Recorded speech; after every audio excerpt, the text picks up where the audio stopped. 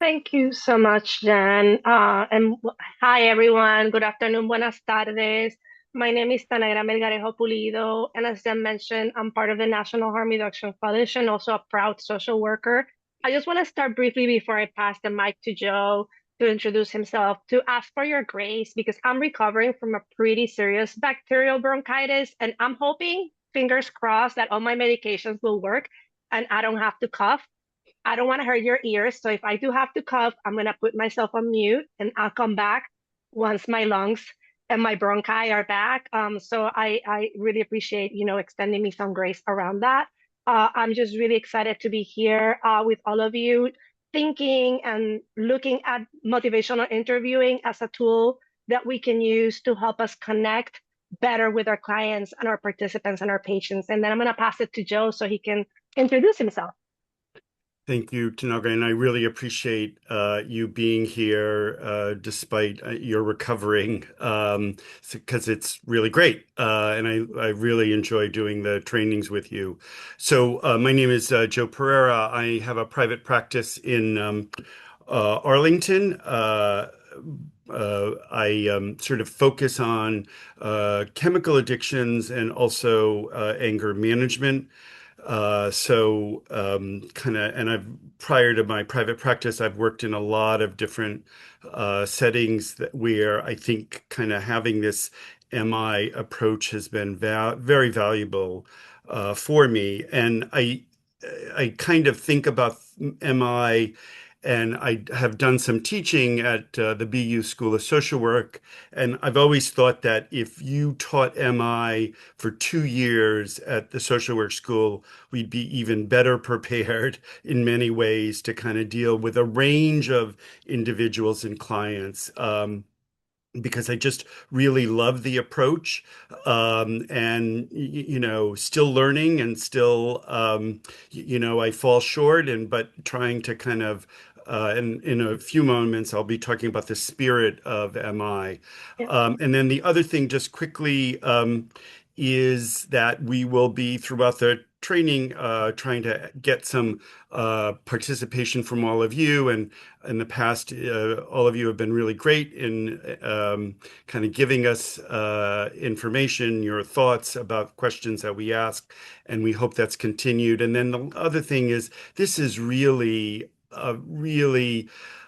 very basic overview of motivational interviewing. So I would encourage you all to kind of seek training beyond this if you're interested.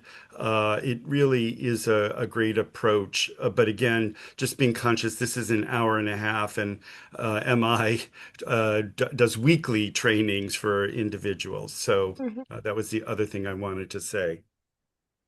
Thank you, Joe, for sharing that. And yeah, for sort of like laying the groundwork that this is probably in a moose booch. I love to have like food references. This is just a little taste of the depth and profundity of and the amazingness of MI, right? And how much we can continue to learn in this practice. As I mentioned, I'm part of National Harm Reduction Coalition. We've been around for 30 plus years. We continue to do work to create spaces for dialogue and action that can help heal the harms that are caused by racialized drug policies. We do all of the things that you can see on screen. I invite you to visit our website if you're interested in learning more about who we are and you don't know much about us, please reach out to me. You'll have my email. I'm happy to chat with folks about NHRC and the work that we continue to do, which I feel is now more than ever incredibly important for folks that we work with. And the other thing that Joe and I wanted to um, share with you before we start the session is the importance of language, right? And when we think of motivational interviewing, and our practice in general, our instrument is our body, and language is the way, is the tool that we use to connect with people. Um, when we use person first language, and this is an invitation to all of us in this space to do so, we are consciously separating the person, the individual, the human being from their behavior or their health status, right? So I am more than my substance use. I am more than my than the behaviors that I engaged in. I'm a full person, right? And language first recognizes that and centers the human being first. And so that also has demonstrated to people that we're creating a welcoming environment. Immediately, it gives us the opportunity to build rapport with that person. And so when we think about stigmatizing language, for many years, I've used this language because I started this practice when I was a baby harm reductionist in the 90s. And so we didn't have person first language at that time. And so we would use drug addict or prostitute or drug problem or clean and sober or crazy or infected with HIV, right? And as we grew and developed and we've learned, right, about the importance of centering people, we've also shifted our language to move towards centering the person first. And so part of what Joe and I want to invite us is to, as much as we can, approach this space from a place of person first language, particularly when we think about our bringing motivational interviewing into the equation, right? I also want to note that I use person first language. I try as much as I can when I'm doing my work, right? And when I am working with human beings, they may self identify with language that it's not necessarily appropriate to us as service providers. Like I have clients or participants that have said to me, oh, I'm a junkie, I'm a drug addict, I'm a hoe, right? Like they use those terms. Those are the terms that they take ownership of. And I am not there to shame them about using those terms. My goal when I'm working with someone is to help them become bilingual, right? And to be able to have alternate language that they can use in certain settings. Because with me, it's safe to call yourself a drug addict or a junkie because I can make the translation in my head of what you're saying. But if you go in front of a judge or in front of someone in a system that doesn't have the ability to make that translation, then you are attaching a label to yourself, and that person is already not seeing you as a full human being because they're only seeing your behavior. And so part of that is how do we create a safe space, safer space with people to be able to learn or take in that other alternate language that they can bring into spaces where self-identifying with certain words may not be helpful to them in their process. So Could what I, is, yes, sorry, Tanaga, could I just add one thing there? absolutely. In the spirit of motivational interviewing too, is you when somebody may identify, oh, I'm an addict, is what does that mean? What does You, that mean for you? mm-hmm, Help me nothing much. understand, how you've Mm-hmm, come to that description of mm-hmm, yourself. And so I think that's kind of a yep. motivational interviewing approach. Yeah, Absolutely. And also it demonstrates that we have curiosity, that we're not coming from a place of judgment, that we want to try to understand to better support that person. Thank you, right. Joe. So Yeah. what is motivational interviewing, right? I want to show a brief video um, for all of us to see, and then we would love to have folks share in the chat anything that you felt stood out to you about the video that is kind of introducing motivational interviewing as a practice. And then I'm going to hand it over to Joe, and he's going to walk us into what the spirit of motivational interviewing is. Fundamentally, motivational interviewing involves a change in role, a change in how you think about what you're doing. You're not the expert there to fix the person. You don't have to make the person change. The truth is, in fact, that you can't make a person change. You don't have to be the one to come up with all the good ideas. A person with really good ideas is sitting across from you and may have better ideas than you do. It's not like a competitive sport. It's not like wrestling where you try to defeat and pin and outsmart and outwit the person. It's more like dancing together, moving together, adjusting your movements to the other person. Overall, motivational interviewing is not a directive approach. Neither is it just a following approach. Following is listening to the person and kind of going wherever they go. Motivational interviewing is in the middle, between those two, and we describe it as guiding. If you go to another country and you hire a guide, you don't expect the guide just to follow you around. That's not what you're looking for. Neither do you expect the guide to order you when you will arrive, when you will leave, what you want to see, what you will enjoy, what you're going to do. That's not a good guide either. Good guiding involves good listening as well as using your own expertise.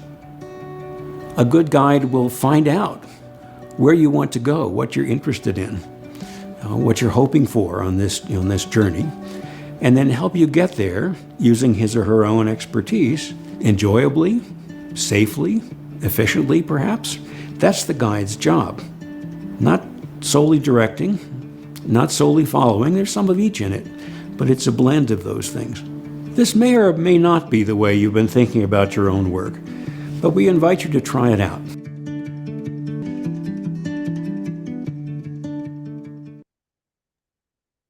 We would like to invite folks in the chat to share anything that stood out to you that you found, relevant or important to you and to your practice, or in terms of what we share about MI. For me, I think, and then I'll pass it to Joe, that there are two things that I think that are really important and resonate very much with me when I see this video and I think about my own practice in harm reduction. One of them is the importance of um listening, right? And as Joe said earlier, and he set us up really well for this, is listen with curiosity, with caring curiosity, right? Without assuming what the answer is going to be, right? So that part of that piece for me is really important. And the other piece is that this is a partnership, right? So I am working with you as a guide. I need to work with you. I need to know what you need or what you want. And then I can share the things that I know that can be helpful to you to get to where you want to go.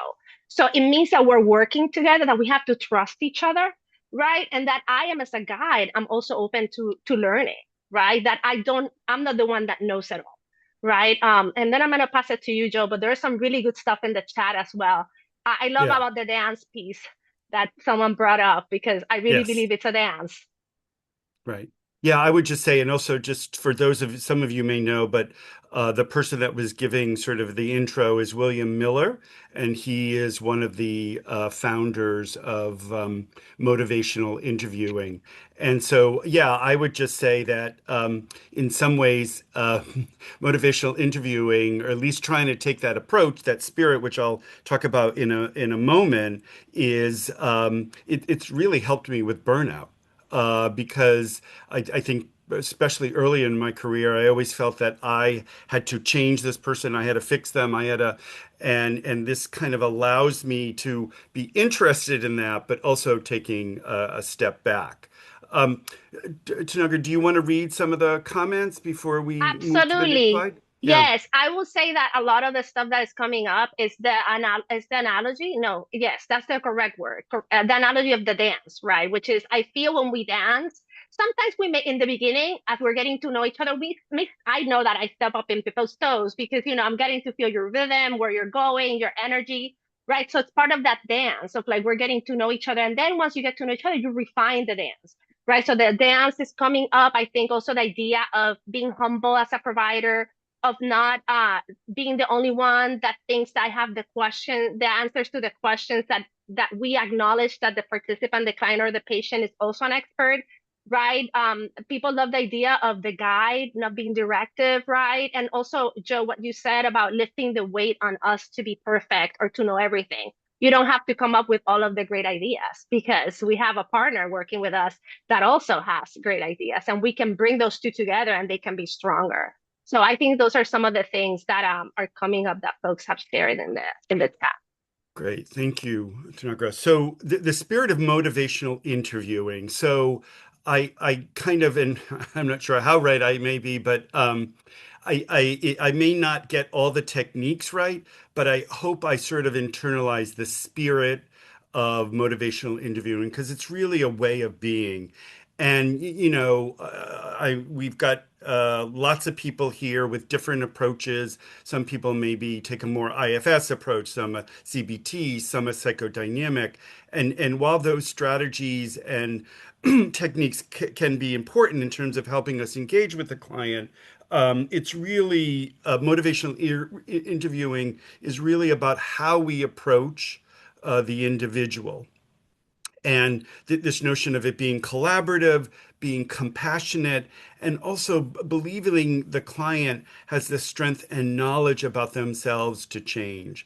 And obviously, a lot of motivational interviewing is sort of trying to engage the person in that. And we're certainly going to be talking about that a little bit more. So why use motivational interviewing? I really think motivational interviewing really sort of, and it comes from the work that was done on the stages of change and the different stages of change, which I'm going to try to touch upon maybe a little bit later with the slides. But it's really having a conversation about people around change. And I think it really emphasizes the importance of the autonomous abilities of the individual that we're working with. And as Tanagra kind of opened up with around this use of non-stigmatizing language, I think it is an approach that is very non-stigmatizing. It really is about meeting, as I think a number of people in the chat, it's about meeting the person where they're at. And I think that's fundamentally non-stigmatizing. Thank you, Joe. Um, so when we're thinking about, motivational interviewing, one of the pieces is supporting people move towards change.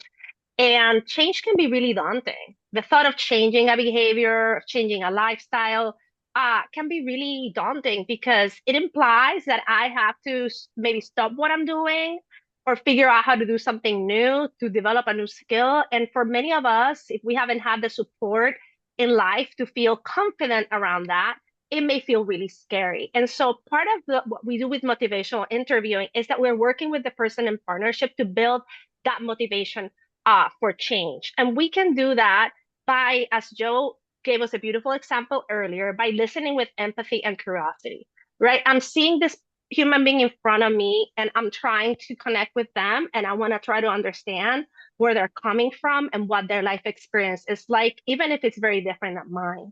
We also want to work towards eliciting self-motivational change, what we call change talk statements, right?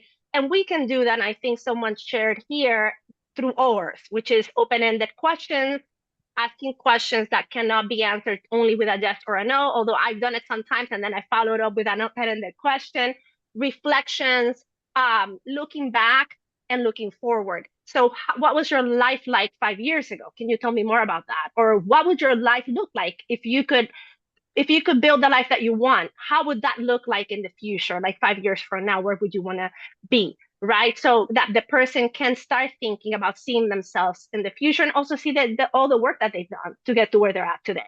Affirming the client, and that's making the person feel seen and heard and valued. Also responding with kindness and gentleness to resistance, because resistance will be present in the process. As someone who can be very resistant to change, I'm really appreciative with my therapist response with gentleness and kindness, but also with like steadfastness to my resistance sometimes to what she suggests or brings up for me. We can also do that by reframing. Sometimes I share with folks, hey, may I be able to reframe what you just shared with me? Can I share with you a different perspective on that? Because that can help the person see it differently from a different point of view. And then summarizing. That can help folks know that we are listening to them, that we are working to try to understand, and also they can clarify to us if we're not understanding what they're saying. So that also gives that person the autonomy to tell us, hey, no, that's not what I meant, or now that I hear you say it, that is not what I meant to say at all, right? So it's giving the person the opportunity to help us continue to clarify and understand where they're at, but also where they want to be. And I think Joe, this is me. Yes. Um, and then the other piece that I think was brought up in the chat, I think is very important, particularly when we think about doing work with folks that have been highly stigmatized because of behaviors that they engage, is this piece of radical neutrality and acceptance. And I need to practice and work at this every day because we are in a society where we are taught since high to judge people and to um, judge and penalize people for behaviors that they're engaging in or for being different or sounding different or looking different. And so this piece of radical neutrality and acceptance has been a gift to me when I found it. And I try to work really hard to implement it in my practice. Some days I'm better than others. And so we're working as harm reduction is when we're working with people in therapy or therapeutic spaces. What it's asking us to do is to acknowledge that we're going to have to deal with ethical gray areas. We every day we have to deal with those, right? Because life is not black and white. A lot of the stuff that we deal with sits in the middle of that ethical gray area, right? I've had participants come to me and tell me, hey, I the anniversary of my parents' death is coming up. I'm feeling really triggered, and I've had intrusive thoughts about picking up. I've had a participant come and tell me once, I smoke marijuana, cannabis, because I was really anxious, and they were in a housing program where it was a dry housing program they couldn't use, but I knew that if I kicked them out for their cannabis use, I would put them in more harm, than if I let them stay. And so I had to sit with that. How do I navigate this? Because there's this rule, but this rule doesn't apply in this situation. And this person is being honest and has come, and they didn't have to tell me. I would have never found out, but they chose to tell me. So how do we grapple with those ethical gray areas, and how do we have those conversations? And we sometimes make decisions where what's legal is not right and what is right is not legal, right? And that's something that as social workers we face every day. We have to tolerate, accept, and understand behaviors that are difficult, challenging, different, weird, strange, right? Not judge them, just try to understand why is this behavior happening and how is this behavior serving this person in this moment. We have to be taught by our clients and partner with them. And I think someone said in the chat the importance of being humble in the practice of motivational interviewing, right? I see you as my partner in this process. I see you as a human being with expertise, with knowledge that you bring to this space. And I also know that I have some things that I can share with you if you give me the space to do that. I want us to work together. And then that means that I am relinquishing this role of authority, judge, or experts, because ultimately what I want to do is partner with the client to help them be successful and get to where they want to get to. Can I just add one thing there, Tanagra, just very quickly? So, again, can be this notion of radical neutrality and acceptance can be very challenging. Just to give you a very quick, I'm working with a man who, in my kind of evaluation, has a pretty serious alcohol use issue. And a few months ago, he got really drunk, got kicked out of a bar, and put his arm through a plate glass window. He severed his artery. I think the only thing that saved him was that he was a first responder and knew very quickly what to do to kind of stem the bleeding, to get to the hospital. Now he still wants to drink. This issue that occurred is one of many where he's put himself at risk, including getting arrested and that sort of thing. And so, it's kind of sitting with that, and sort of, but also wanting to help him. And I think that can sometimes be challenging at times. So I think just to have people appreciate that. All right. So very quickly, if people can put in the chat, how does ambivalence show up in your work with people? What does it look like? How does it sound or feel like?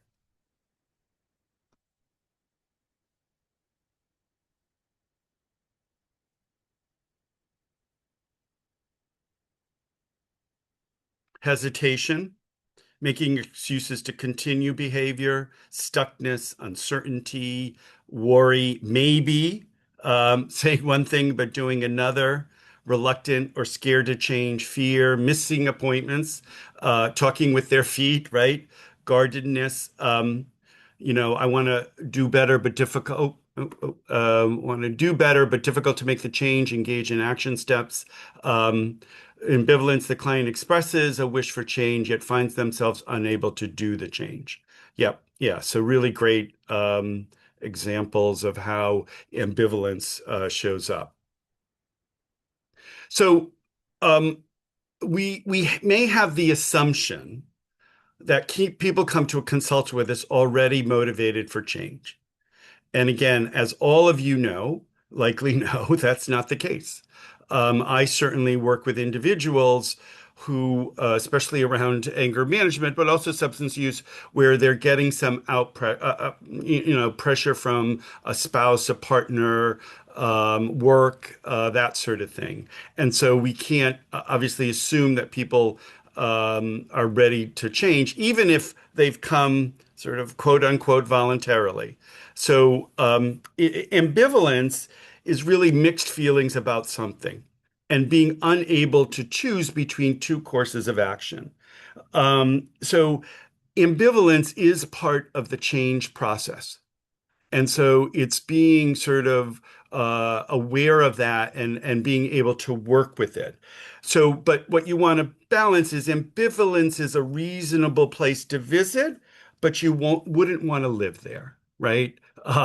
Even though a lot of times people are long-term ambivalent, and so it can be challenging trying to work with that. But just to say that ambivalence is part of the change process. So, the five clinical principles here, and I want people to keep in mind that, and this is bared through research about psychotherapy, um, that the nature of the client-clinician relationship predicts retention and outcome. And that established in those early sessions. So not to put too much pressure on people, but that's the reality that happens. And again, I saw some number a while ago that 50% of clients drop out within the first few sessions. Now, there could be various reasons for that. I don't, but it may also be because something is not syncing up with that clinician, and they're doing more wrestling than dancing. So the first one is expressing empathy, and I think everybody knows about this in terms of their training. But Carl Rogers talked about accurate empathy. So it's really the skillful reflective listening, clarifying and amplifying the person's own experience and meaning, developing discrepancy. And so this is where you're thinking about and having conversations with people about what their values are, what their goals are, and sort of then linking that up if they're having trouble, if some problematic behavior has occurred, sort of that leaves open the conversation to kind of make that link. You're saying you want X, but this happened. So how does that work? And so helping people be aware of that discrepancy. I would say avoiding argumentation and rolling with the resistance.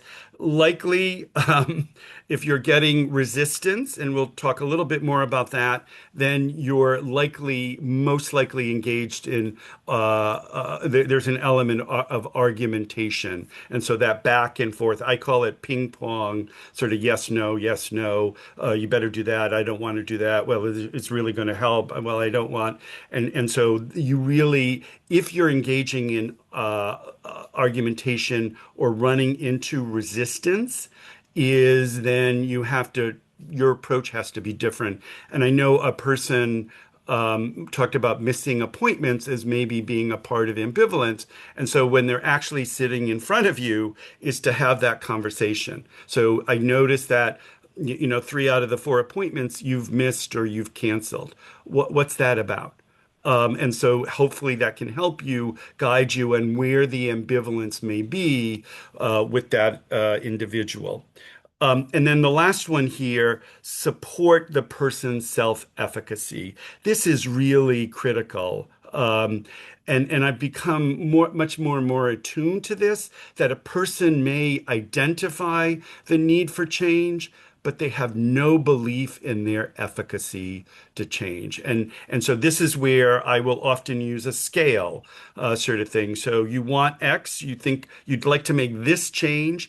How effective or how much efficacy do you feel? And so they may feel really motivated, 8 or 9 out of 10, but their self-efficacy may be a 3. So there's the disconnect. And so it may be that you really need to spend more time on this issue of self-efficacy. The other part of it is it again, it is an predictor of the client's confidence in their capacity to change and be able to succeed in change is an important predictor in how successful the therapy may be or the meetings may be. Thank you, Joe. And so, as Joe mentioned, and with change, there's also resistance, right? Like resistance is a normal part of the change process, just as ambivalence is a normal part of the change process. And something really important that I want to lift up that was mentioned is how we respond to that resistance matters. That can make or break the therapeutic alliance that you're building with a person. And so part of it is like normalizing that resistance is normal. And to me, I love this idea of the traffic signal light, right? Green tells me go ahead. Yellow is proceed with caution. And then red is like slow down, don't go here. Resistance for me, most of the time is red. It's like slow down, stop what you're doing. This is not working. Um, Many times also it's a signal to me that I am getting to a place, I'm touching up on something that it's challenging or difficult or hard for that person, that I'm getting maybe to the crux of the matter, right? When you start getting some of those slow down or stop what you're doing, right?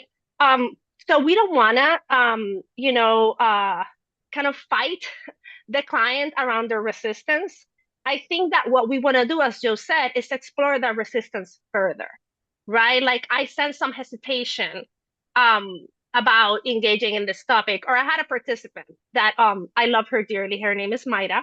And she was amazing. And she was diagnosed with ADHD, and she tried really hard in our sessions to focus. But one of the things that I noticed is that every time we would get into the conversation about her experience of domestic violence, right? She would immediately get distracted. She'd be like, oh my God, look how beautiful is that bird that just flew out of the window, right? Just to me, that was a red flag. It was a signal that this is not the moment. So I kind of brought it up to her. I said, hey, Maida, like we had a good relationship. I said, I just want to share an observation with you, if I may. Um, I've noticed that every time we get to the place where we are going to start unpacking some of these things, I sense that you direct like you direct me somewhere else. And I wanted to ask you like if you're aware of that and if what may be going on, right? And she kind of sat down and was like, yeah, I am scared. And I'm like, well, I can understand why this is really scary. And it is okay if you're not ready to have that conversation. And I'm here when you feel it's the moment to have it, right? When you feel that like our relationship has come to a place where we can trust each other enough to hold that space and to trust me and trust us in this process. But it's important for us to not like um uh make the person feel shameful about their resistance, because it is a normal part of this process and it's good data for us as providers, right? As clinicians, as people who are working with others. And in MI, they have identified the 4 Rs, the 4 types of resistance, right? And we have those folks that may exhibit reluctance, right? They may be concerned about the unknowns of change. Like, I don't know, like if I change, like what would that mean? Like I think yes, I may need to change, but I am like not so sure that that's gonna work for me in that way, or that treatment that you're talking about. Like, how do I know that's not gonna make me sick, or how's that gonna work for me? So there's that reluctance. Then there's the rebellion, right? And these are folks that are highly invested in no change, right? Like all of their energy is like, I am not doing this. And so what these folks need to hear from us is no one can make you change. It is up to you. This is me. I am the rebellious one. Like if you tell me to do something, I'm gonna be like, no, I'm not gonna do that. Even if I'm being hard-headed and I know that like ultimately I'm gonna hurt myself, but I just don't want people telling me what to do or what I need to change. I need to come to my own conclusion about that. So what helps me is to have a full menu of options. I told you I love food. I love a buffet. I want to see all of the options and I want to feel that I can try those on. right? That I can practice some of those and then determine what works best for me. So I need my autonomy to be really centered in this moment. Then we have folks that come to us with the type of resistance that is resignation. And I have to say that for me, this makes me really sad. I work with folks and it breaks my heart because this is a signal to me that folks have been so beaten down and so hurt that they come to us with no energy, no hope for change, right? They're overwhelmed, right? We need to work really hard in building people's hope. When I work with survivors of intimate partner violence, I saw a lot of resignation because they have been in relationships where their self-esteem have been stripped to nothing, right? And they have grown up in situations in their family where also that was part of the process. And so a lot of the work that we did was to build hope and also build self-efficacy, right? Those two things, and work with them so that they could see in the mirror what I saw, but they weren't able yet to see because they had to work through that. And the ability that we have in having the client trust us in this moment is really important, as Joe said. This is what shows if the person trusts us in this moment, to hold them through this process and to work with them through this process of building that self-efficacy and that hope is a good predictor of a positive outcome, right? If we're able to develop that like strong connection there. And I have to say that it's very true from my experience in my practice. When I wasn't able to do that, a lot of the participants, I was not effective. Like they had to move to someone else. And then the final type of resistance is rationalization. This is my brother, has all of the answers, knows all of the answers. He has assessed the odds and he's okay with rolling the dice. I think someone said here, they gave an example of harm minimization, right? Like it's not so bad. It is okay. I lived this long doing this. I don't see the need to change. It's not hurting anyone but me, and that's okay. Or it's not even hurting me. It's like, I'm fine with it. I have it under control, right? I don't need to stop drinking because, I only drink 3 days a week and the rest of the days I'm fine. And so that kind of rationalization of having all of the answers, right? So what do you do when you have someone that has all of the answers, right? What is there for us to do? And so we have some tips here of how to respond to resistance. And the first one is always emphasize personal choice and control. When we reinforce that personal autonomy, immediately reduces defensiveness. You are the person who's guiding this ship. You are the one that like will follow you. You can determine what you want to do. If you want to say yes or no, it's up to you. It's your decision. Another thing that we can do is reframing, offering, as I said earlier, a new perspective with the same information. May I offer a reframe to what you just said to me right now? Because I think that helps the person walk outside of the situation and see it from like a different vantage point. I love this one, which is agreeing with a twist, right? We can validate that person's clients or point, but then we can add like on the side a new angle. Be like, yeah, I can see that, but what about this? And then it's like, yeah, oh wow, that's opening a little window for that person to try to see the situation in a different light. Offering reflective responses to people where we mirror the client's statements, so we're showing understanding is really important. That helps us build trust when people feel seen and heard. Many of our clients, particularly when I work with people who use substances, do not feel seen or heard anywhere. So it is a new experience to them, and it's really validating. Finally, someone understands me. We can also shift focus, right? We move away from the obstacle and we then see where we're moving towards progress, right? Because that can help the person for their own reframe the situation for their own self, and that gives them the space of autonomy to do that. And then finally, siding with the negative, right? Which is we agree with resistance to evoke change talk. Sometimes I'm like, yeah, it sounds like it's really hard for you to get to the syringe exchange program 3 times a week. I can see why you're not doing it, right? And they're like, wait a minute, that's not what I said. I'm like, okay, so tell me what you said, right? So I think with the resistance, sometimes it's like they hear what they're saying and they're like, wait, no, that's not what I wanted. I wanna reframe that for you. So these are some of the ways that we can respond to resistance. Some tools that we have at our disposal to help us acknowledge it and respond to it. Can I say one other thing, Tanagra, about the shifting the focus? Sometimes you Yes. just really have to back off. Mm-hmm. So sometimes I've used the approach of just to kind of, but also to kind of help me understand their life. What's your typical day look like? How do you navigate the world on a day-to-day basis? From the time you wake up to the time you go to bed, what do you do? I want a better understanding of that. And sometimes by doing that, you can sort of get a better understanding of why they may be kind of, not able to change or struggling with change. So I think that sometimes can be very helpful. Yeah, I also wanted to add now that you say that sometimes it's this all or nothing mentality, right? Like I had a participant who wanted to quit smoking and she wanted to stop smoking, like no cigarettes. And then as we were talking, she felt really frustrated. And I said, well, you've been able to cut back to 10 cigarettes a day from 20. And I just want us to acknowledge that that is significant, right? You may not be at your goal, but you certainly are in a different place that you were at like a year ago when you came here and you were really concerned about your health and your smoking, right?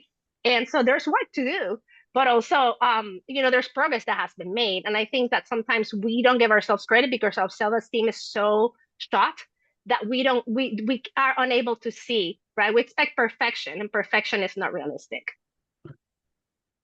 So again, wondering if people could put it in the chat box. What other challenges do you face in working with clients and responding to their resistance? Thinking of my client who had patterns of periods of sobriety with periods of using alcohol and had not been successful in becoming abstinent. In last instance, she landed in a hospital and was told of a major liver concern. It got to her that if she did not change, likelihood of more overdamage could be predicted, and she does not want to die. Spoke of what is important, her, especially her grandchildren. A positive is she already has a strong support system for recovery. So really interesting in that context. My own feelings of frustration. Yeah, yes, absolutely. Um, Anyone else?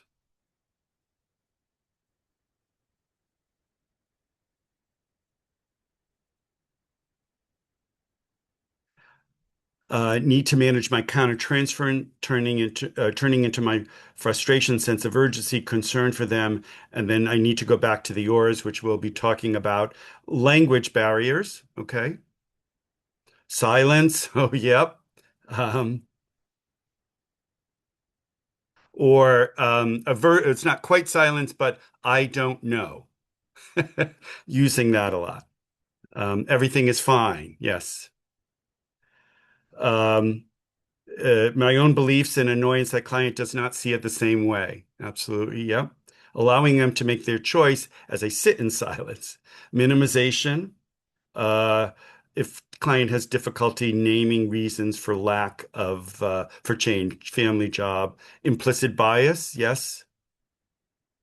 Hopelessness. Yeah, that's a key. I think Tanagra, you kind of touched upon that. Yeah, great. All right. Um, So here's oars. So motivational interviewing has a lot of these kind of terms where it spells out something. Um, so um, uh, Open-ended questions, and we're going to be talking a little bit, touching upon this a little bit more in the slides. What you really want to do is to avoid the yes or no sort of questions. So, where did you grow? Or questions that really just provide you very limited information. Where did you grow up? Not to say that isn't useful, but that's a very limiting kind of, the answer to that is very limiting versus tell me about your years of growing up, more open-ended. Affirmations. And I think Tanagra did a great job with her client around the cigarette smoking, right? You want to have, but you want to be genuine here. Specific statements that recognize client strengths, efforts at making change. Um, and again, what you're doing here is you're trying to build their self-efficacy. You want to avoid generic praise or avoiding overpraising an individual because it's not going to come across as being sincere. Um, and I remember working with a client who sort of his parents praised him all the time. And it felt for him insincere, not authentic, and that they were feeling sorry for him. And so whenever that happens, him being kind of, when he is given positive feedback, he immediately kind of dismissed it. And so I think it's having that genuineness is really important. Um, Reflective listening, which again we'll talk a little bit more about, but that again, I think all of you know, demonstrates empathy and accurate empathy. And then summaries. I Unfortunately, I don't do enough of this. I need to do more of it, especially at the end of a sentence. So what you're trying to do is linking together the different material that happened in the appointment. So, example of this is I'd like to pull what we've been talking about here so far, so we can see where we are going and where we are. Let me know if I have missed anything important that we have covered. I think that's a really useful way. And again, that end of the session. And it also sort of sets up this kind of continuation with the individual into the next appointment as well. And even making reference to it at the beginning. Last week or last session, we talked about XYZ. Did you want to add to that or that sort of thing? I wanted to add, Joe, also that one of the things that I love about summaries, and I used to do them with participants when I was doing case management, is that also it kept us accountable, right? Because at the end of the session, each of us had things to do. Like I had things that I had committed to doing, and so had the person. So it was a good way of like closing the session, sort of renaming and bringing back to the table the expectations that we had for each other, and then we could pick it up in the next session. And we could clarify and say, oh, so we said 2 weeks, maybe not next session, maybe we can look at this session 2 sessions from now, right? So I personally love summaries because I felt it was a good way also when I have participants that had so much going on to keep them grounded and to keep myself grounded as well. I think part of being able to do summaries is developing this muscle or this skill of reflective listening. And I feel that we are in a world that has so much noise. There's so much noise, and I'm not talking about noise. I'm talking about noise of the news, noise in the newspaper, what is happening with the war, internally and externally in our lives. There's so much going on and happening that listening has become really hard. And many of our participants have to interact with systems where they're not being listened to, they're not being heard. There's no intention of hearing them. And so when they can find that space with us can be really powerful, right? So when we're practicing reflective listening, it has to be response centered, right? This is very crucial how we respond to that person. I've had participants in my earlier years of practice of doing this work where they sensed that I was being come mierda, as we say in Spanish. Um, that I was like, that they thought I felt better than them because of the language that they use or how I responded. And that immediately um, created a challenge for me to develop a therapeutic alliance with that person, right? So I had to be really mindful of how I responded to the person. So they didn't hear a tone, they didn't think that I was being judgmental or stigmatizing or any of that. It's how we build that response that is empathetic and care and compassion and truthful too, right? Part of what we're doing also when we are engaging in reflective listening, it's like we're trying to guess what the speaker means and we're asking for clarification. So what I think I hear you saying is this. Could you tell me if that's accurate? And I find that reflective listening is a really useful and versatile tool, right? Because it helps us to respond with resistance to resistance by flipping it back on the person and saying, am I getting it right? Right? And the person can, yes, you're getting it right. I don't want to talk about that. Or actually, no, I'm uncomfortable, but I do think that I'm open to moving forward with that conversation, right? So reflective listening is a really useful tool for us to see if we're going in the right direction, right? Or how we avoid or stop if there's a red flag or a red light there telling us not to go. Some things that we encourage you not to do because they're not reflective listening is ordering or directing or commanding.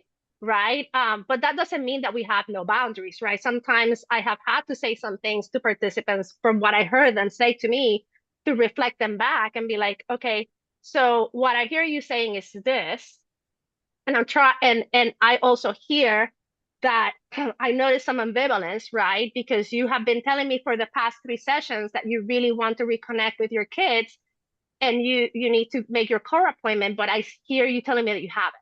So what do you think is going on? Right. So I'm trying to open that conversation, but I'm not ordering you have to go to court if you want to get back to your kids. You're screwing up. Like, don't you see? Right? Like that's not helpful. We're not persuading or lecturing someone because that's not the moment. These are adults. And when someone is resistant, they're not going to be open to that. I know that I don't like it when I get lectured. And I got many lectures in my lifetime, and they didn't do anything. We don't want to judge or criticize people. People are already criticized and judged enough in their day-to-day life, and we don't want to blame people because we know that like that shuts down any possibility of a dialogue, right? If I feel that you're criticizing me and you think that what I'm doing is wrong, then why should I have this conversation with you? You're shaming me. I don't want to be engaged with you. Um, Giving people explicit advice, this is something that I do all the time. My son has told me not to do. It's like, Mom, I did not ask you for the solution. I'm not asking you for advice. I just need to sit and listen. You don't need to fix it, right? And sometimes I do that. It's like, okay, I'm gonna walk it back. You did not ask me for that. I'm sorry I threw it out there. Like I forget that I said that. So I'm working really hard at that because I'm a helper and I try to, not do that. Moralizing or preaching, um, your behavior is shameful, is wrong, like, like you're failing at yourself or failing your family, by doing the things that you're doing. You don't seem to care about your health. That's not helpful. And withdrawing or distracting, right? Um, Changing the subject, or if we get uncomfortable, we don't go down the road, right? Like, I think that's also another piece. Just as participants get uncomfortable with certain topics, we can get uncomfortable when they bring them up, right? And we may withdraw or we may not engage in that conversation, right, with the person. We may, what's the name of that thing? Stonewalling, right? Like we stonewall the person and then go into that conversation because the subject is uncomfortable to us, or we don't feel that we are proficient enough to manage it. So, one thing about the reflective listening too, and I think somebody in the chat talked about this notion, and again, I think everyone here is familiar with this notion. If we're not doing good reflective listening, there's likely some countertransference going on, negative countertransference on our part, for however the client is showing up. And so I think that's important to keep in mind. And also, again, I'm going to put it out there. I can be a judgmental person, and as much as I can try not to have it conveyed in the session, sometimes I fail. And so what you want to think about is this notion of, and that's a whole other topic, of repairing. If there's been a break in the relationship and how to do that. But just, I think it helps me to acknowledge, there are going to be times when I may come across judgmental, and I have to catch myself as best I can. Okay. Change talk is any self-expressed language that is an argument for change. And our role is to guide expressions of change talk because they're really the pathways to change. And so again, and that goes into, so it really is based on the relationship with the person that you've developed too, where they're now feeling maybe more comfortable about maybe starting to introduce the change or the change that they would like to engage in. What I really like about motivational interviewing is they really study the heck out of their principles and they're constantly revising. So the book that came out, Motivational Interviewing, came out in the 90s, and then one that came out just a few years ago, I shouldn't say very different, but what they've done is through their learning, through their research, adapting some of these principles. And so I just think it's really and that's again another reason why I like MI so much. Again, very quickly. Therapist empathy, in their early studies of MI, therapist empathy predicted surprising two-thirds of a variance in the client's drinking 6 months later. And so just to kind of give you a sense of that. And so just very quickly, the new book is called Motivational Interviewing. I forgot what edition it is. Um, okay. So uh, recognizing change talk. Next slide. Yeah, thank you. So the other thing you need to keep in mind here, and this is kind of related to the stages of change, that if somebody is in a pre-contemplative state of change, you're not going to hear a lot of change talk. This is individuals who may be in the contemplative decision making where you're going to hear more of it. So that certainly is an important thing to keep in mind. What I would also say is a person can be pre-contemplative in one behavior and in contemplation and decision making in another behavior. So again, to stay away from this black or white sort of thinking. So desire is the statements expressing a wish or want. The ability is statements about capability or confidence. Reasons are specific arguments for making change. A need is stating, showing an urgency or importance of the change. And then again, this is darn cat. The commitment, statements indicating a clear intention or promise to act.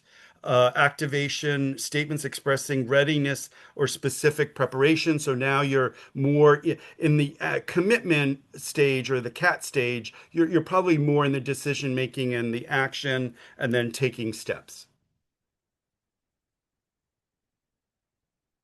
So um, I want to change. And so, again, these are all different examples, again, of sort of eliciting the change statements that they're making. Why do you want to make this change? Ability, um, how might you be able to do it? What's the reason? What is one good reason for making this change? Um, uh, I should change. How important is it and why? And again, I really, in my work, I really find scales can be really useful in assessing person in the moment. And that could change. It could change even in the course of the session, or it could change in the next, they could be a 9 in the session with you today. A week later, they're down to 3 or 4. And so what went on to kind of change that? So the cat aspect, I'm ready, willing, will, going to, what do you intend to do? So getting, again, people to be more specific. Um, Activation, what are you ready, willing, so what do you intend to do is the commitment. Activation is what are you ready, willing to do? And then taking steps, what have you already done? And that's really important. And so, not quite related to necessarily, although I suppose in a broader picture, harm reduction is when people come to my group. I have a questionnaire that they filled out. Since you picked up the phone or contacted me to get help around anger management, what changes have you already noticed? Even before they start the treatment, because that gives you a sense of the direction that they're heading into. Um, Basically, sustained talk is when the individual expresses favoring the status quo. Um, so they could be talking about change, but giving you the reasons why they can't do it. Sustained talk is a normal part of the ambivalence and is not the same thing necessarily as resistance. Although, again, motivational interviewing now sort of the primary researchers, William Miller, they don't like the word resistance because it in of itself suggests a judgment about the other person. And so they kind of talk about that they're much more comfortable with this notion of change talk versus sustain talk. And so I think sort of being aware of that. And again, I think, and this is just my opinion, but the more resistance you're maybe feeling with the person, the more they may be more in the pre-contemplation stage. And so then you have to sort of adapt yourself to that. And so, again, some examples here, pretty straightforward. I'd like to quit shooting dope. That's change talk. I don't want to stop doing drugs. Sustain. If I get treated for Hep C, I won't be so worried getting my girlfriend infected. So again, change talk. Um, it involves another person that you sort of that's important. And so there's also this difference between internal motivation and external motivation. External motivation is okay initially, but you really need to have it become internal motivation or help the person with that. I'm going to stop having condomless sex with so many people. I hate the way that condoms feel, and I don't want to be monogamous right now. So again, those discrepancies there, or the differences between change talk and sustain talk. And so now we're going to do a brief activity where we're going to ask in the chat for you for each of these six statements. We want you to think about them and then tell us which of the darn C um, elements apply, if it's change talk, and if it's sustain talk, just let us know. Okay, so I'm going to read the first one. I've decided to get tested for hepatitis C this month. What would that be? Is it sustain talk or change talk? And if it's change talk, which of the darn C's element applies? Yeah, it's change talk. Absolutely, yes. And I see commitment. Someone said commitment. Yes. Yes.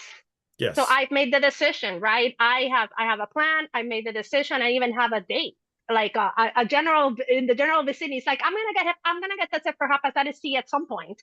That's different than saying this month, right? Because this month means like I have like a specific point in time where I'm gonna be doing that, and they're taking the steps to do it. Absolutely. Second one, I could scale back by drinking to the weekends. Is that change talk or sustain talk?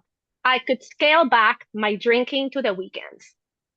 So Change, change yes. ability. Yep. Ability, I can. I've done it before and I know how to do it. So I can try doing it again. Absolutely. The third one, I'd like to start treatment before it is too late. Desire, yes. Change talk, right?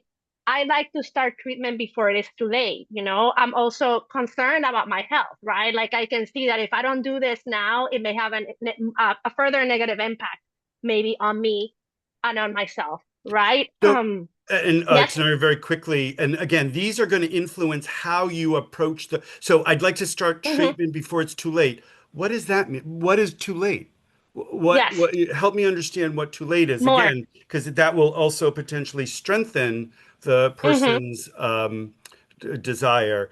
Someone said Hmm. it could be pre-contemplative. Yeah, again, that's where you want to do some exploring, especially when, again, what do they mean before it's too late? Hmm. Unpacking some of that so that we know, Yes, understand also we can make assumptions. We know what too late means for them. right. Um, I know it is important to stop doing heroin, but I've got other things more important to deal with right now. That is sustain talk. So that's giving us a lot of data. And what would be a follow-up question that we could ask this person to help us understand more, you know, what would be some of the pushback around or them telling us I'm not willing to stop doing that. What could we ask this person to give us more understanding? What would be a good question? What is more important currently? What are the things? What is more important? Help me understand your priorities, right? Mm-hmm. Absolutely. I may be concerned about like, I don't know, like finding employment or dealing with my tooth that is screwed up, right? And I'm in pain, and the heroin helps me to deal with the pain. So maybe getting the tooth fixed can help that person to not continue to use heroin eventually, right? So absolutely, tell me what's more important. That is But great. also, okay, you're saying that I want to know why important to stop heroin, even though you have other Hmm. priorities. What makes it important? Somebody also said, Yeah. what does important mean? So kind of Yes. elaborating on that. Yeah. So there's a possibility there, like the person has thought about it. They know, Right, right? They're not willing to do it, but there's something that they're telling us between the lines that we can dig deeper into right, to help us right. better understand. If I could hit the syringe access program before the weekend, then I won't reuse other person's needles. What would that be? Change talk or sustain talk? If I could hit the syringe access program before the weekend, then I won't reuse another person's needles. So it's interesting, some a little bit more mixed here, some sustain, some change talk. And this is where it gets a little complicated. Yeah. Part of it is you have to understand who you may be working with to kind Hmm. of maybe suss that out. I may go to okay, I'm here. I can see where it might be sustain, but I may Hmm. go to the change and say, okay, what may make it easier for you to go to the syringe access programs before the weekend? Yeah. Yeah, What would be maybe a barrier for you? What may be happening that you cannot get there to get the tools that you need before they close down for the weekend, right? And if you have to reuse, then what can you do to do it in a way that is safer too, right? So there's a lot of stuff there that we can unpack. But to me, this person is telling me, I want to do this, but I don't know how. Like I need support in figuring out a plan to make that happen, right? I maybe that I need to manage my time better, right? Or I need to be able to structure my day in a different way. Or maybe it's too far away, so maybe they need a bus pass, right? Or something to help them with transportation. So the more that we can unpack that, it can help us then to help the person get to access what they need. And then the sixth one, I don't know. I'm sorry, I don't know why you're worrying so much. It is not that bad. And I see folks are saying that this person is sustaining and is minimizing. Yeah, I know why you're so worried. It's not that bad, right? I'm okay. It's not impacting me. And so when someone says this, what do we do? yeah. So how would just quickly, if you Mm-hmm. were faced with this, I don't know why you're worrying so much. It's not that bad. How might you Mm-hmm. respond to that? Like a sort of I know it's putting people on the spot in just one sentence, Mm-hmm. but what might be a thought here, Reflect and empathize. right?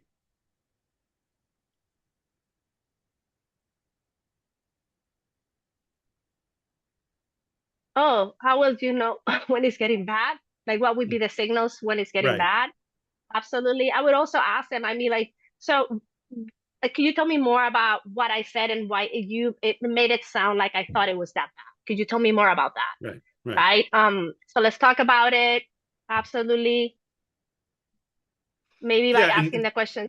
Go ahead, right. Joe. And it's also going to the relationship, right? Mm-hmm. Why do you so there's something that you picked up on, am I worrying so much? Mm-hmm. How did I convey that sort of thing, Exactly. you know? Yeah. Yeah. And also, if we have a really solid, strong relationship with someone and we've built that relationship with participants, right? And we've been working them for a while, we can be honest and say, I hear that you disagree with me. And if you may uh, give me the opportunity to share what my concerns are, I would like to share them with you. And then maybe we can unpack them, right? But I think Right. sometimes it is that, right? They may not see it, but we see it, right? And so Right. part of that is how do we bring that up in a way that is caring and compassionate? Because I feel it's my responsibility, right? If I see you, you're going to cross the street and 18 wheeler is coming, like I'm gonna try to like hold you back so you don't cross, right? So in that sense, sometimes people want to cross the street, but at least I made the effort, right, to Right. stop that from happening. Right. Right. Thank you. So we have some a number of, I think, good MI practitioners here. Actually, Yeah. Deb, you're so I don't know why you're worrying so much. It's not that bad. you're not very worried. So again, it's a little Hmm. amplification Hmm. there about it, and it may get well. I am worried, but not that worried, and then you can have a conversation about that sort of thing. So, for the sake of time here, I'm not going to ask for feedback, but it actually is more for you to ask these questions, also for yourself. What role does sustained talk play in the motivational interviewing process? And then the next question here, what are some ways you can create space for change talk? And again, just to kind of reflect, and if you wanted to add it to the chat, that's fine. But we're conscious of the time, and there's a few more slides we'd like to cover. Yeah, I think sometimes we also, for me, I felt really uncomfortable with sustained talk because I felt as a provider that I was failing, right? Like the person is not like we're working and they're not like moving, right? And I think I had to reframe that for myself. Sustained talk can give us a lot of information and cues and openings for us to be able to get to do the work with the person. So when I start resisting sustained talk, then I kind of opened the door for me to approach things differently, right? And to trust Yes, myself in the process. So some right. strategies that we want to share with you that have helped me to evoke change talk is ask evocative questions. Ask questions that give the room for the person to reflect, to think, to ponder, right? To explore, to like go deeper with them. Explore using decisional balance. I love the decisional balance. Like, you have the four squares. Like, what is the pro of staying the same? The con of staying the same? Like, same behavior, the pro of changing behavior, and the con of changing behavior. I think that decisional balance is a really great tool, particularly for those that are visual to see. And there's good things about staying the same and challenging things about shifting too. And it's important to acknowledge that. As for elaboration, I love that folks have said here, tell me more. Could you tell me more? Could you share a little bit more about that? Could you expand on that notion of worry? I would love to hear what you think about that. Ask for examples, like very concrete examples. Could you give me an example of what happens in before the weekend that prevents you from hitting the syringe exchange? Right? I look back. It's super. How was your life 3 years ago before you started the therapeutic process? Right? Like what was going on? Right? Looking forward, what do you think your life can look like if you embark in this process of coming to receive therapy? uh from now moving forward, like how would that make your life look like looking forward? What would be the things that you want to accomplish or bring into your life? Creating extremes, right? And I am a very extreme person sometimes. It's like, what would be the worst thing that can happen? I have a very catastrophic thinking, so I need to do that. I was like, these are all the worst things that can happen, or what would be the best thing that can happen? Because I think sometimes when we name those things, we take away power and fear from them. Use the change rulers. I think Joe, you mentioned the change rulers and the like, I love that piece of like I was in a 5 before, but now I feel like I'm in a 9, or I dropped back to a 2. Tell me more about what happened and how do you want if you want to get back to a 5, what can we do? And then also like getting to know our clients, exploring their goals and their values. We cannot assume them. It's really important for them to articulate them to us. And if they don't know how, that's our role to help them to figure out how to do that. And then some thinking about asking open-ended questions, right, about the darn C. So here are some examples, right? Why would you want to make this change? What are the 3 best reasons for you to stop using substances? How might you go about accessing the syringe exchange in order to succeed making there on time? And then how important it is for you to make this change, right? Like that need, like why would you want to do this? And I think that's also exploring, Joe, what you were saying earlier about internal versus external motivation. Right. Sometimes the first piece is the external, and that's important. We can grab them there, but I think it's the piece of like you have to also want this for you because then it's not sustainable. Right. And then like really getting them to sign in the dotted line. So what do you think you will do? Like how do we get them to really then figure out a commitment to themselves and to the process? Very quickly before we go over the practice scenario, Margaret, could you go back to the evoking strategies to evoke change talk? Here. So Hmm. just very quickly, I'm working with an individual where he has been drinking every day and then smokes pot and cigarettes but one of the things he'd like to do is take his two daughters to Portugal, where his family and ancestry is from. So what we did is we said, okay, how much a week do you spend on alcohol and cigarettes and marijuana?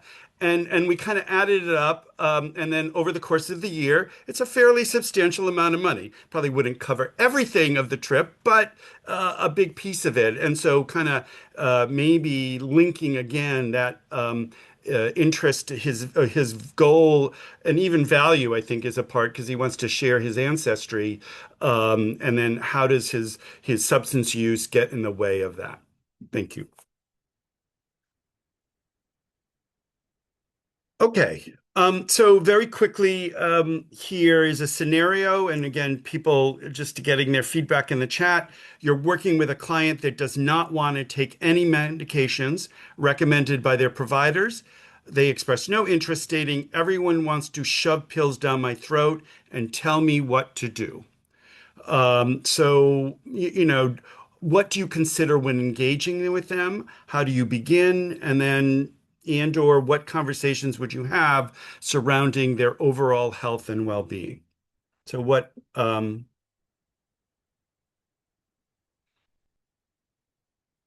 how would you approach this?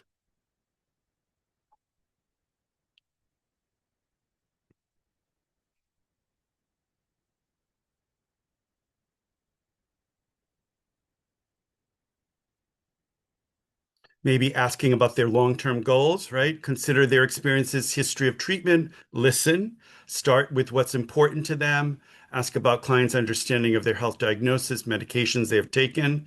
I would ask who has done this and to describe the history. What are their ideas to promote better health and wellness? So other alternatives that they may have. Thinking about how different work was when I was worked with people with SAD in the 80s, taught to tell people have to go to AA every day, say you will have to terminate with them if they have stopped drinking, have the client do work to stop drinking and drugging so they can go to X agency. So I think, sorry, Wendy, you're probably talking about the frustrations about sort of pre-MI. Remind them they decide, yes, so that autonomy. Um, what can we work on together? Um, validating what they're saying. Um, Review their experience related to medications. What is their relationship with medications? Great. Yeah. I would also, and again, this is where you use the potentially relationship. Do you feel like I'm telling you what to do? Am I coming across in that way? Help me understand that. So what in your life is working? What are you hoping to change? So again, the values, a little bit of the goals and values there. Great. All right. So wrapping up, how do you know that motivational interviewing is working? We see a decreased frequency of resistance. So we the person is more open, less combative, maybe less pushing back to some of these things. There's a feeling of resolution, right? Like when we're having conversations or with the process, the person is asking more frequently and with more openness questions about change, right? Like, I want to change this. How can I do it? Like, I'm thinking about it. They're articulating that change talk to us. Also the decreased discussion of the problem, right? And I have participants where like at some point they stopped talking about the thing that, they wanted to change because they changed it, right? So it's less of a focus for that person. They're sharing more change talk. So it's, as I said earlier, it's more frequent and more in the open. They're envisioning their hope. They have hope again. That hopelessness has ceased and they're hoping for the future. They see themselves with a future, which is really powerful, particularly with the folks that we work with that many of them have never felt that they could do that or dream or that they deserve to dream and have a future. And they're experiencing behavior changes because they're action, they're taking the steps, they're doing the thing, right? To make concrete changes for themselves and change the behaviors that they have identified no longer serve them. And I So, think, Joe, this is you. yes, but before we do that, just actually somebody had a question at the very beginning that they put in the chat.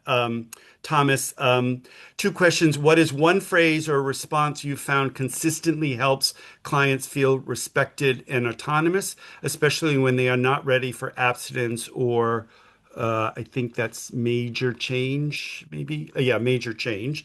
And then the second, if a clinician could improve only one MI skill to strengthen harm reduction process, which would you prioritize and why?